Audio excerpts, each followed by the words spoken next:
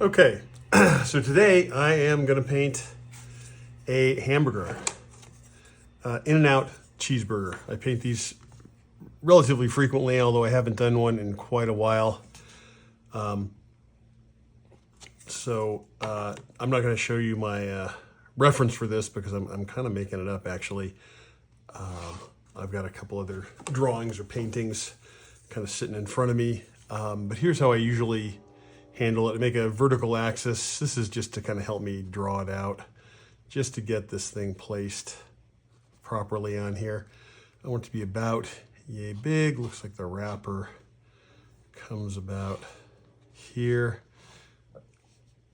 They're interesting objects, I think. Cheeseburgers from In-N-Out are among the most attractive of fast food items. They're usually, pretty well made. They don't look all cardboardy and crumpled like some other fast food burgers do. It's kind of disappointing when you get them. An In-N-Out burger usually looks pretty reasonable. They look good. They are attractive. I'm not against making them look a little bit more attractive.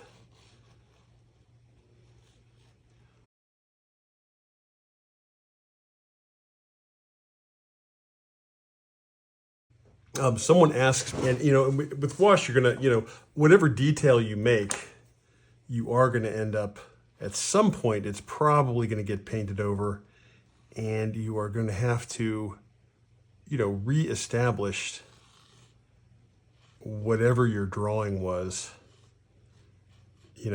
later on anyway. So overly rendering your pencil drawing is probably not recommended. If you like doing that kind of thing, you can, but I find it's usually a little bit of a waste of time just because I'm moving on, I'm gonna go, I'm working on Arch's 300-pound cold press. It's got a lot of texture to it. I'm working on the back side of it though, which has a little less texture than the front side. Still plenty though. It's got a lot of sizing in it. It can take a pretty heavy wash. I want to warm up this background a bit. I don't want to overdo it though. So in other words, I don't want it too dark. But here's a trick you can do if you get too much pigment on there.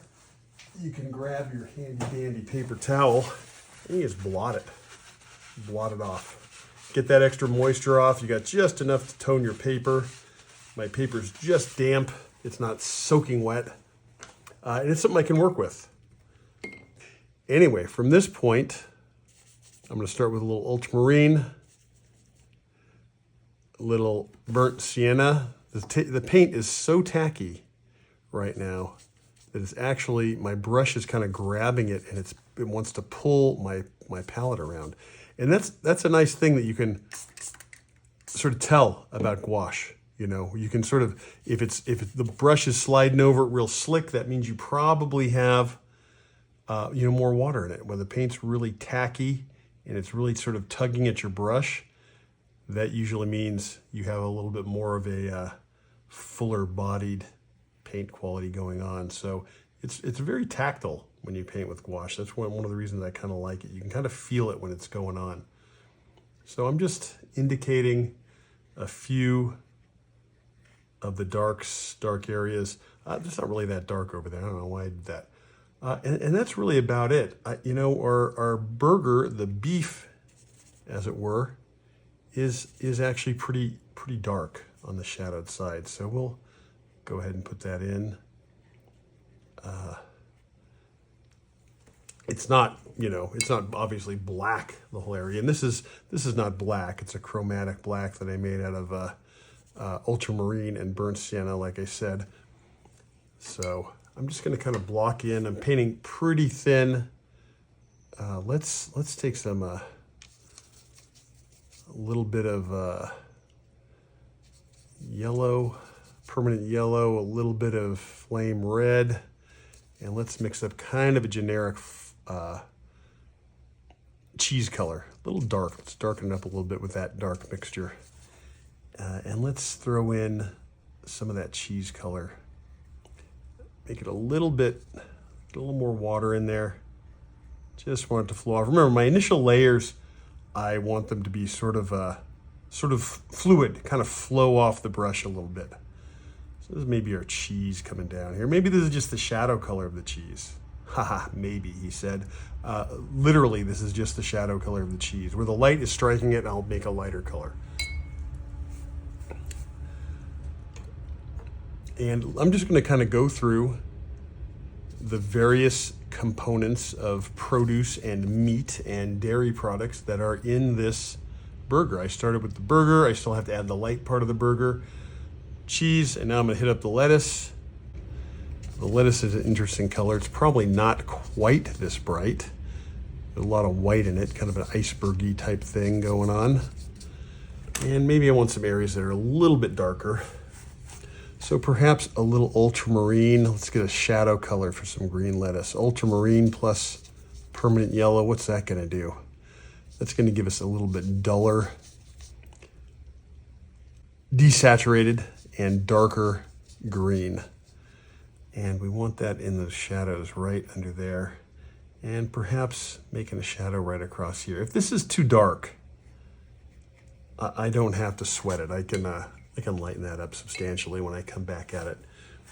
This is light, but it's kind of cool. It's not a bad color, but let's throw in, I want to lighten it up, but I also want to warm it up, so a little more yellow. And let's just see what happens here. A little more water. Just get it painting on a little bit more easily. It's okay if I go out of the lines, I guess, as it were. Doesn't matter too much. I can darken it up a little bit, get some shadows going in there. And I can readdress this later when I start to see it in context a little bit. Looks like the light might be coming a little bit, it's from the top, but maybe a little bit more from this direction. So let's hit that tomato. The darkest part of the tomato first, alizarin crimson, maybe just a touch of our fire red, and let's see, just a little tiny bit of ultramarine.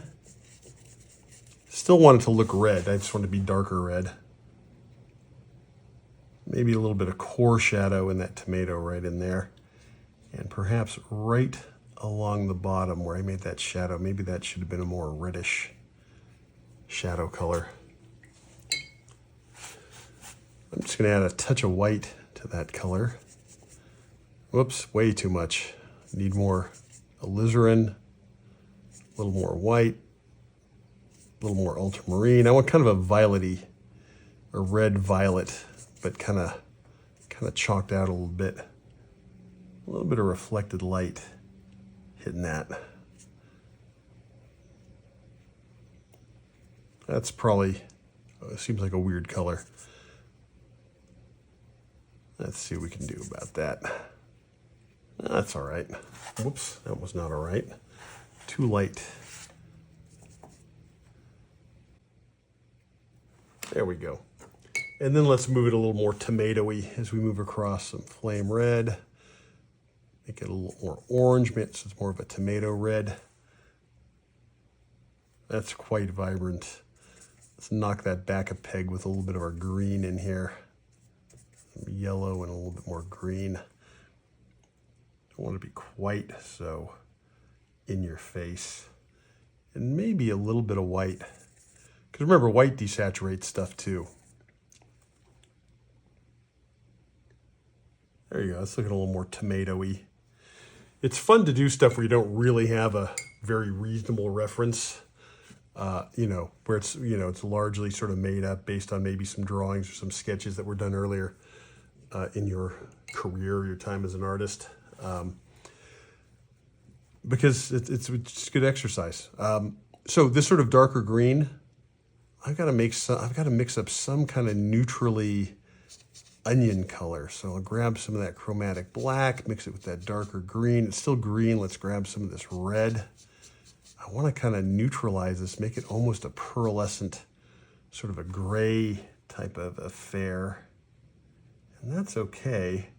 It seems a little dark. So let's go a little lighter and a little yellower. That's starting to look kind of oniony, I think. Remember, we're just sort of blocking this in right now. A little more green. I'm trying to control my palette. I don't want it spreading out all over the place. I've got limited real estate to work with here. So I want to kind of keep my palette controlled, and in the center, maybe a little highlight right in there. Don't want to get too finished right now, though. Now let's mix up a bun color. You know what? Let's make that cheese. Let's bring that cheese all the way down. There we go.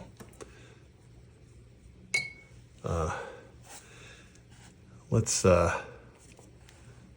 the underside of that bun. And the bun is a really nice sort of golden brown color. So, I don't know, let's start with yellow ochre. Why not? We'll start with this cheese color, really. A little burnt sienna. Brighten it up with some yellow. Get our shadow going in here. Probably a little darker over on this, the bottom of the bun. We'll lighten this up and add more yellow in a minute for where the light's maybe striking it a little bit more. Some of that chromatic black in there again to get that shadow from the paper. And that's pretty dark. That's all right. Maybe get a little bit more of that going on in there. And hamburger buns always have that little bit of almost sort of doughy area that kind of comes right around there.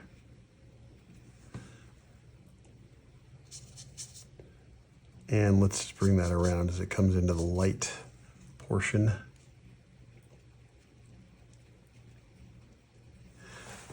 That may be too light, but again, we're just sort of working with what we got so far. Let's build out some more of that bun color here. A little more yellow, I think, is in order.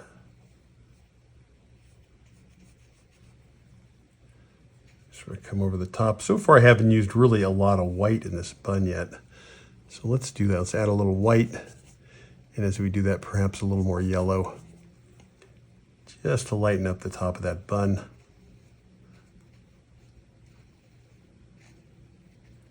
You know, sometimes when I'm painting, I think about what should I be painting and what should I be doing to develop as an artist. And I suppose every time I paint, I feel like I'm painting things. You know, I have a way of painting. We all sort of develop a way of painting as we go. And, you know, I'm just sort of discovering things that the way I paint works out really well with. And then I ask myself sometimes, well, is that the best use of your time, to paint things that are always going to work out well? And well, the fact is they don't always work out well, for one thing. But I always think, well, should I be more of a risk taker? And then I think, well, I just want to paint, and I want to develop a way of painting that's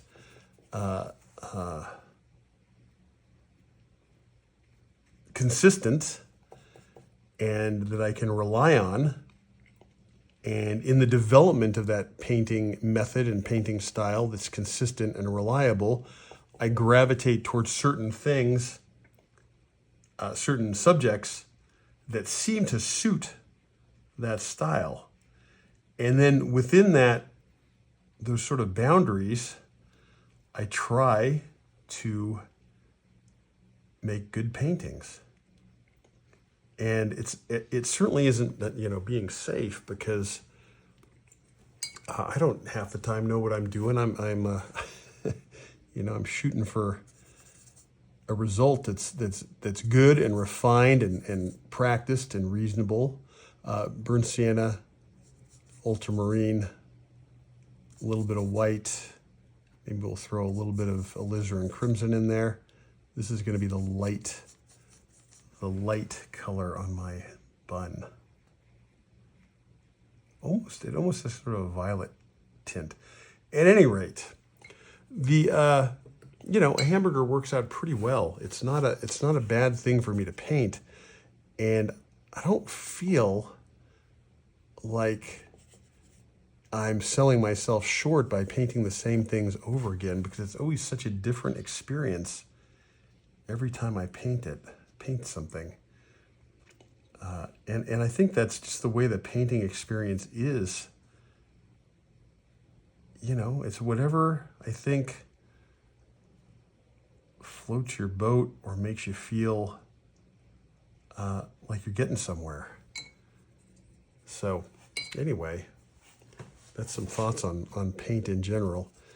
I mixed some red in with this green, which, you know, probably wasn't the best idea, but it's still going to work out okay. I just need a little bit of darker green, and the red's actually going to help me get that. In fact, I'm going to take more red. Just want a little bit of a shadow under here being cast by this paper wrapper. Again, favorite brush, Dick Blick Scholastic Taklon brush. So we got paper. This paper is white. This sort of inner wrapper is a little more brownish. So maybe I can riff off of what I have going on here for the bun. Oh, maybe not though. Let's save that a little bit and get into sort of finishing this off a little bit better. Well, I guess that's good enough. So let's bring this down here, and I'm going to kind of gray that out a little bit more. Again, I'm just grabbing different colors from off my palette. This is a little darker. This was what my meat color, a little more chromatic black. And again, we're going to have sort of a shadow cast by the outer wrapper onto the inner wrapper. And this might end up being a little bit too dark. It's probably a little bit too brown at this point too, I have to say.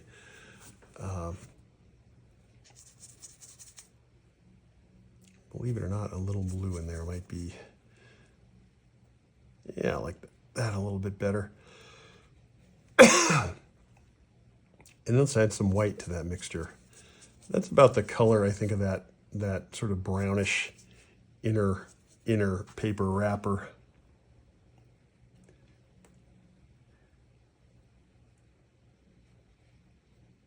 And in some places I have the shadow sort of well established, but in other places maybe not so much.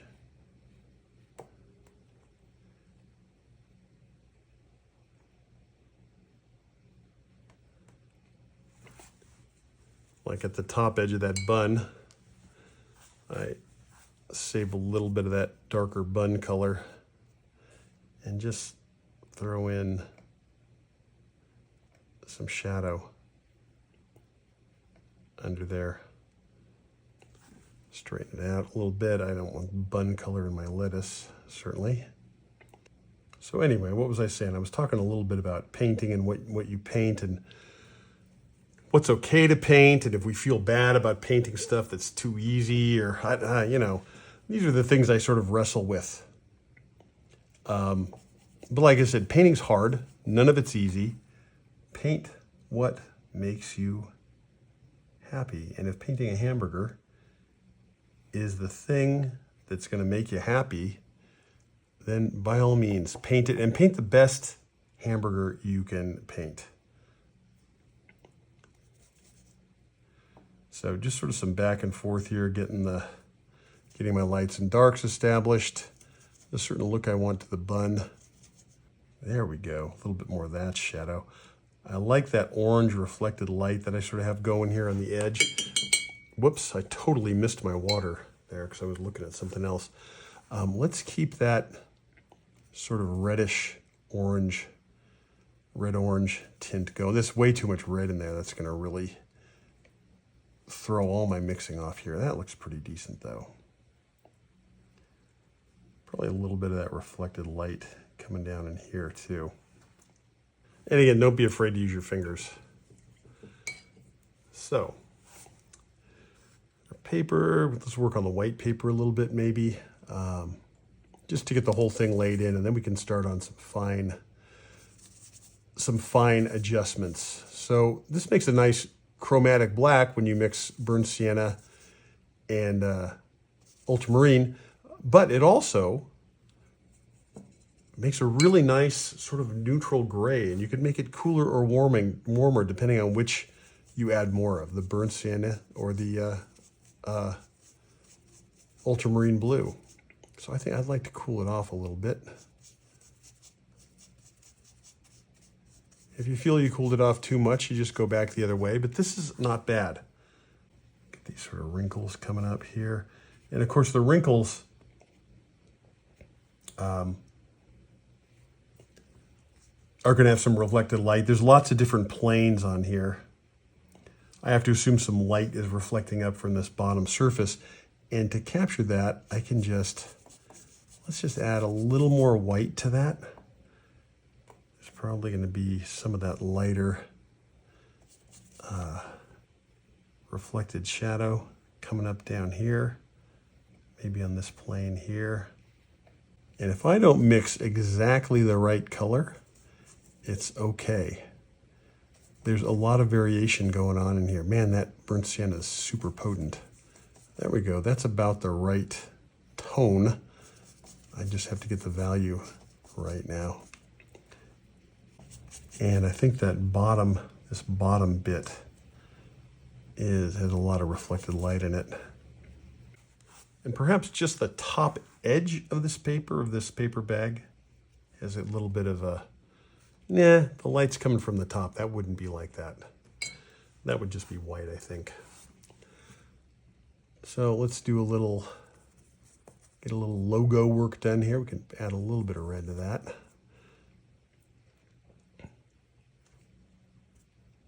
Maybe that was too much red. I'll go more yellow.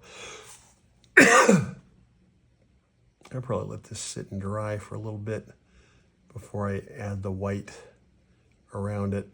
Might need to use a smaller brush. You have a lot of smaller bits to go.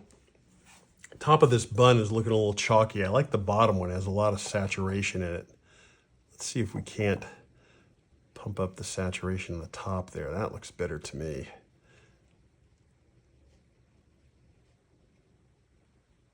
That looks a lot more appetizing, I think. And if I do need to go lighter, that's fine. I can make it lighter. But as I make it lighter, I think I'm going to make it yellower. That's going to keep the saturation strong in the top there. And of course, the top of this top edge here, it's probably got a little bit of light hitting it. So that's going to be doing the same kind of thing. This shadow is much too cool, right there, that one there.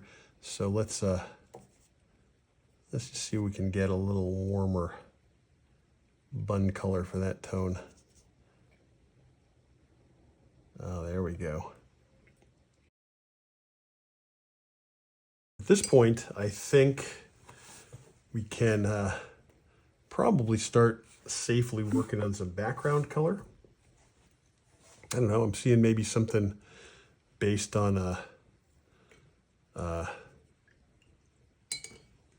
don't know, a little greenish maybe. Might be kind of nice. So let's jump right into here. Actually, no, I might need those later. Let's see. Ultramarine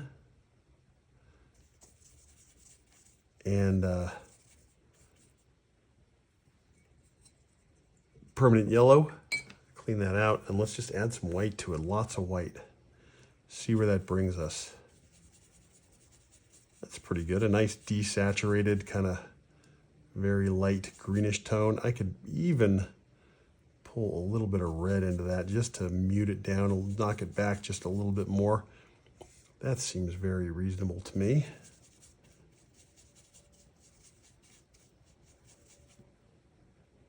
And I just want to get a feel for,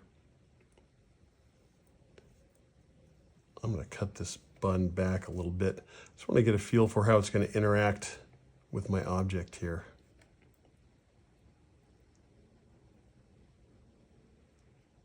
I'm going to kind of carve into my burger a little bit just to adjust the shape a little bit. No need to paint the entire background right now. Just want to see how these colors are going to work together. I can grab just a little bit of water, just enough to make the paint flow. And again, if my color is not matching exactly the way I want it to, I get some parts too light, some parts too dark, some parts get a little bluer, some parts are a little more yellow-green. Oh my God, look at that. Doesn't matter. I'll get to it. And if it's not quite lining up, if it's not quite the color I want, but the value is close enough, that's fine. Moving back and forth between slightly different tones in the background is it's a thing I often do purposefully.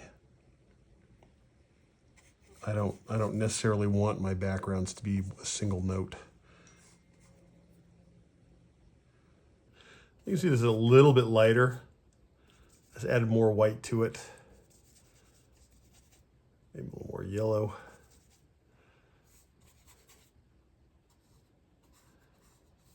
And since I am going to be painting, this wrapper is white. It might be the brightest thing on here, where the light's hitting the wrapper up here. I kind of wanted to get some background established before I, tackle that bit of white.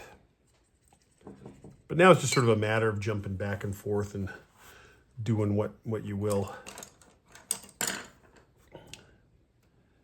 This, I think, was a little too dark.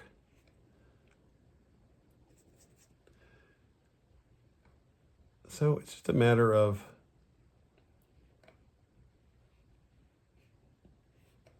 making adjustments, figuring out the proper consistency of your paint. Do you want it kind of thicker and more creamy, or do you want it to be more washy?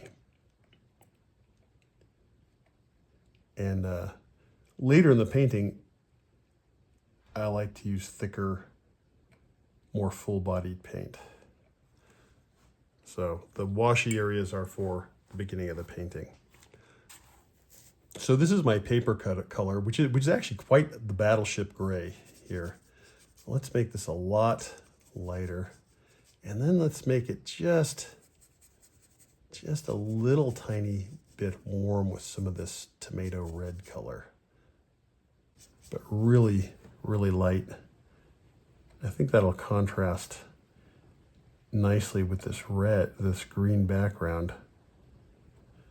It's got just a little bit of that reddish tint in it. I don't know why. I don't know what the rationale for that is, except that I'm using kind of a green-based background. But like I said, it's kind of my painting. It's my little world here. So now in retrospect, my shadow colors for the paper look very dark and very kind of abrupt. So let's just lighten that all up just a little bit. That looks a little better right there. Even more, it has got to be less contrast. This has more reflected light. I like that better. Try to visualize these planes and get something that's going to work for me. This is where, having an actual reference is probably very helpful. Obviously, it's very helpful. Let's throw a little more reflected light down here. And I would say less is probably more. So, get some reflected light coming down here. Sort of scumble into this a little bit. It's probably a little too dark. If you get something too dark and it's still wet, you have to wait till it sets up a little bit before you can add something on top of it.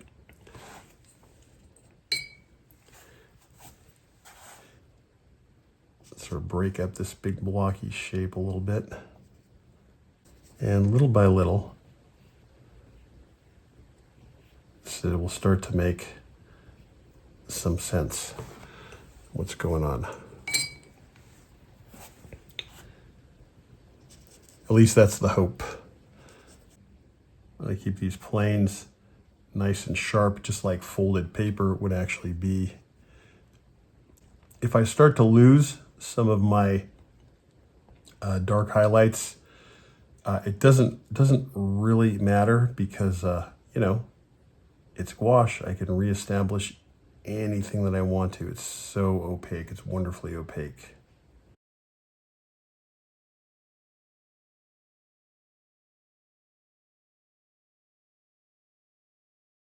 The kind of scumbly dry brush is sometimes real effective at making a smoother transition and adding a little bit of texture.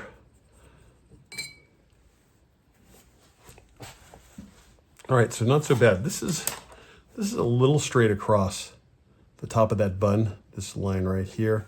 So let's try knocking that down just a little bit. Bring this down just a little.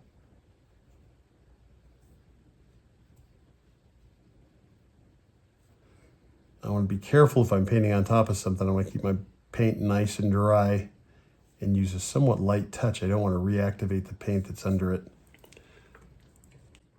And now maybe we're ready to get a cast shadow in there. There's a lot of wet paint in here.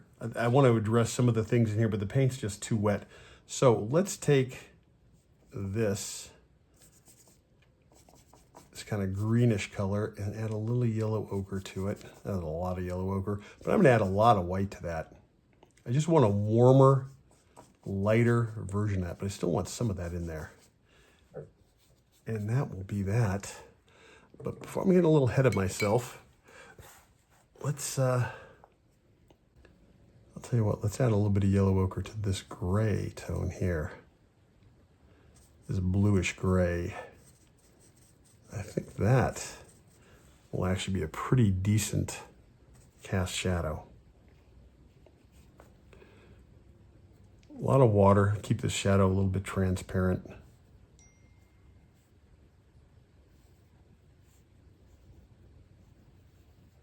Don't want to paint over that dark occlusion shadow because I want it to stay nice and dark. I don't want to water it down with what I'm doing right now. That's pretty good. I think that will suffice.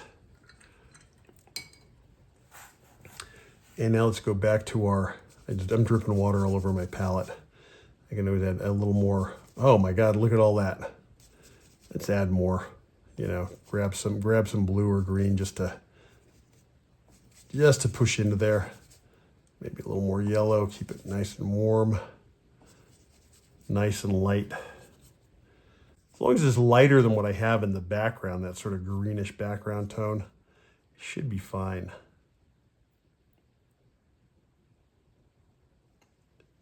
The bottom of this burger is pretty close to my eye level, so that cast shadows a fairly flat ellipse. Oh my God, look at that. It's smeared into the wet paint. That's all right, I'm gonna have to readdress that anyway, or maybe not, maybe just leave it. What a lazy painter I am. Maybe I'll just leave it. But you know, sometimes you do something and it's kind of a mistake. It's not a thing that really worked out great, but it's not bad. It doesn't really take away from the painting, and maybe you do just leave it because fixing it would be, you know, the odds of like putting a bunch of effort into fixing something and then just simply ruining it. You know, it's too close of a game, so you just leave it. You're playing the odds, you know. It's kind of a nice foreground color. It's a little light, but not outrageously. They're a little dark almost, a little kind of mustardy, but not, I could lighten that up later. Okay, I gotta finish this background here. So I'm just kind of working, I'm just sort of noodling away on this background so everything else can sort of dry and I can figure out what to do with it. You know, how to handle it. Get a little bit of dry brush, soften that outer edge a little bit. Outer edge of the bun.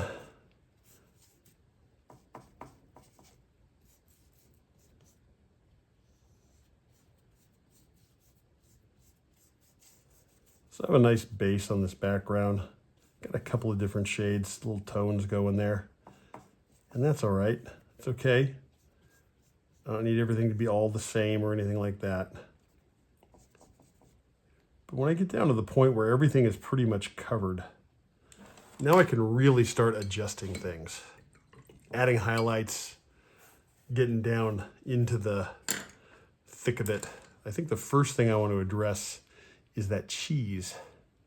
And that doesn't look like cheese at all. I think cheddar cheese is a lot more, or American cheese, whatever it is, has a lot more red in it. So something more like this, but not as, a little tiny bit of that fire red in there.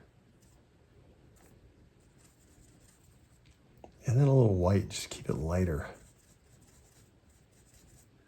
Yeah, so got some light hitting the front edge of that cheese.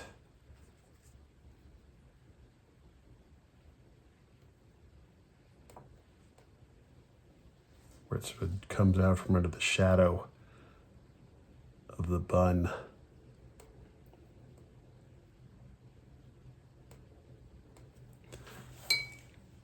And that might be a little abrupt, maybe a little more of that reddish hue. We can maybe get some kind of a transition color in there.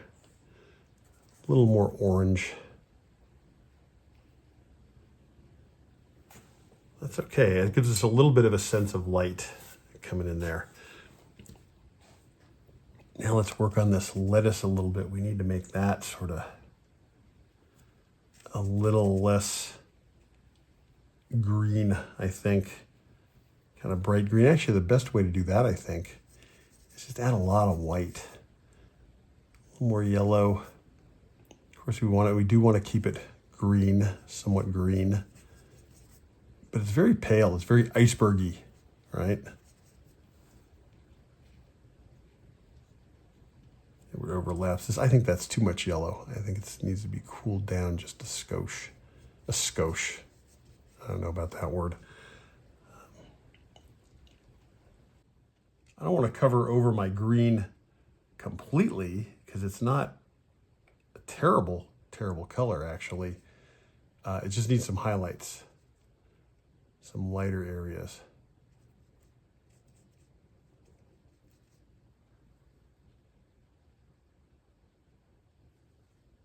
And of course, I'm trying to overlap that tomato a little bit.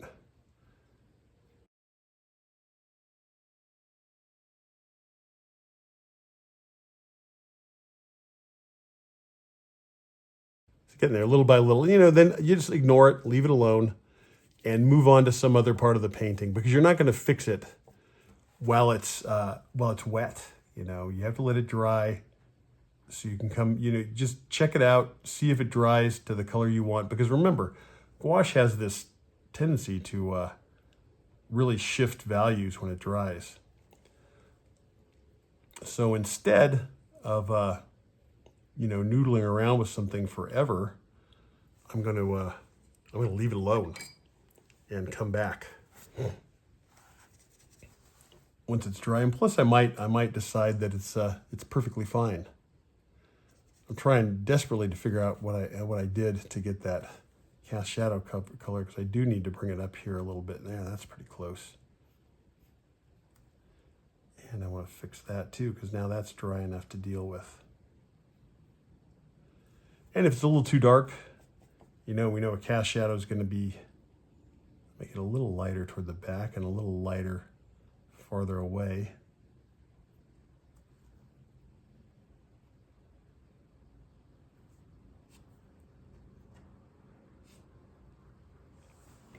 That's not too bad. My paper's actually looking okay, I think. It's not bothering me as much as it was. And I don't have a lot of white in here, so I can just come back in and I can remix some more dark. It's a little watery because water keeps dripping off my brush handle. That's why it's a good idea to not only dry out the hair parts of your brush, but to really dry out the actual brush handle of your brush, because it's you're likely to get things dripping into your paint. Okay, so here's the thing. Here's the thing I don't like about this. I think this bun should come out. This is a strange shape down here. A bun is actually quite a bit different shape than what I've ended up getting. So let's see if I can pull this off. The bun should come more like that. Definitely going to leave that alone, right? Because it's on top of the screen background. So I don't want to keep hitting it, because it's definitely going to start bleeding through a little bit.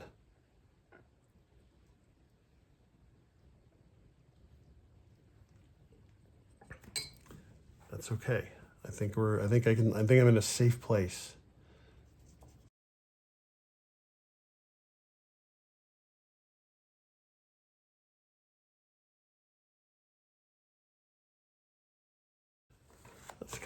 I like that shape a lot better.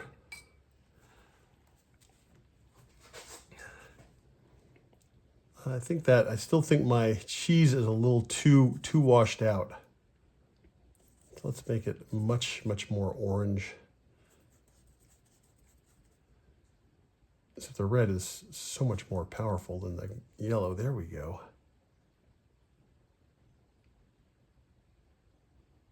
Because cheddar cheese is not really yellow. It's definitely a yellow-orange tone.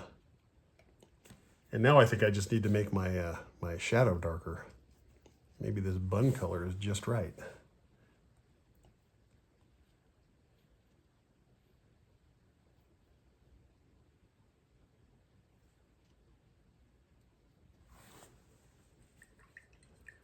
Okay. Now we have something to react against here. So remember, we're taking actions, evaluating them, and then adjusting them.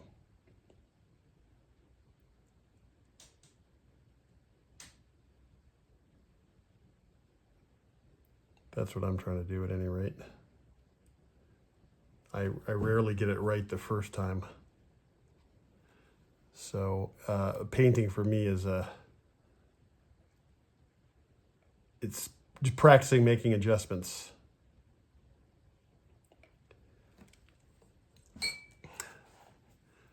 Okay, let's get down, dude. I want when I want the highlights, I want them to be very dry. These last few things that I'm going to do, I want my paint with a lot of body in it, very dry consistency.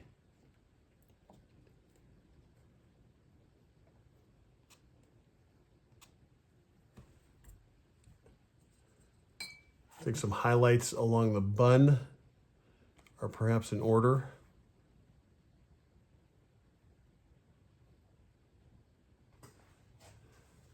That's worked out okay. Maybe even some highlights. It's not white, but some highlighted areas in the meat would be okay. And I think that darker, there's a strange white line coming down from there. I gotta get rid of that. Oh, my meat is very unified now. More unified at any rate. I want to avoid any repetitive shapes.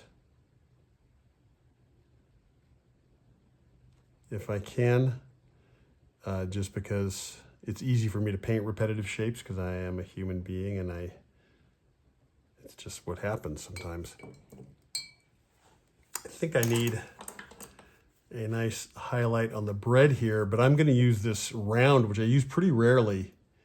It's nice and dry. There's any water in it. Let's just take some of that foreground color. It's a little warm white and just get some dry brush highlight right across there. And that is probably a little too stark, but I think I can salvage that just by sort of feathering in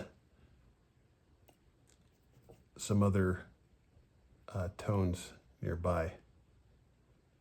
Just not quite so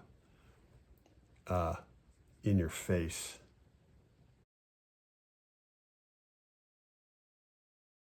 I think this is starting to look like something.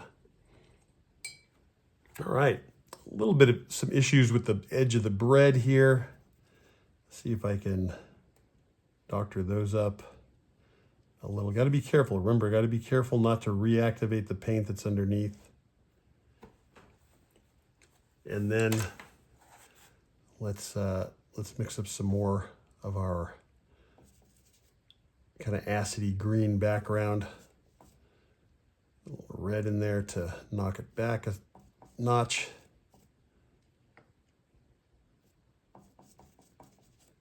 And lots of white again. And again, if it's not exactly what I had before, that's okay. That looks actually really close though. And let's just try and scumble in that edge just a little bit. Just soften it up with I'm not doing much to soften that up, am I? There we go. That's kind of the effect I was looking for.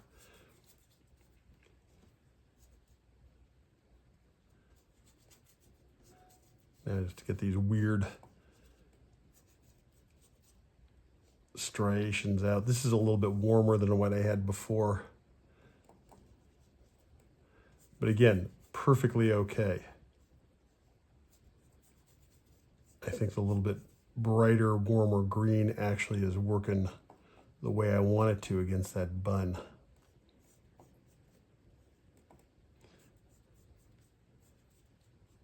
And I'll let that just sort of fade in to our other side there.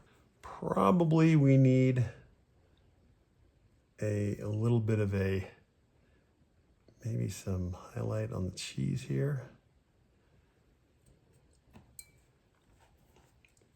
And maybe a little bit of a highlight just kind of coming across this onion.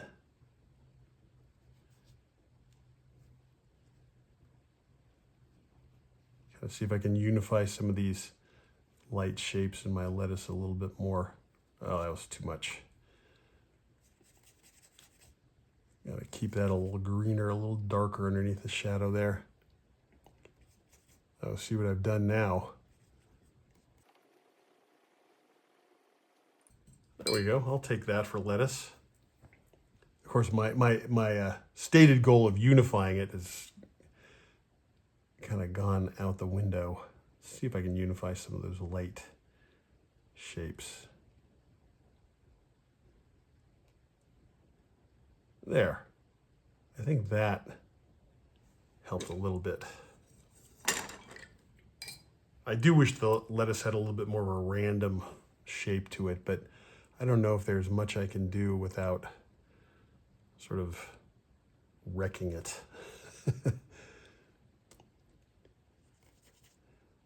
Well, I mean, these are the struggles. This is the struggle, you know. You think you're pretty good at painting hamburgers, but then every time you try and paint a hamburger, it's a whole new can of worms.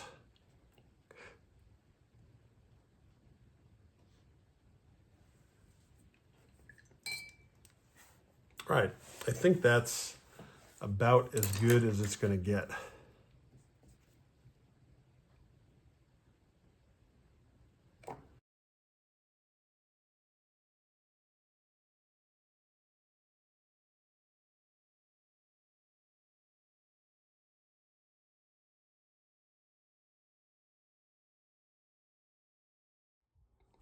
So once the painting is dry, I add a coat of Dorland's Wax Medium, and I do that by putting a nice thick gooey coat on with a clean paper towel. You can use a clean, dry cotton rag. T-shirts work great.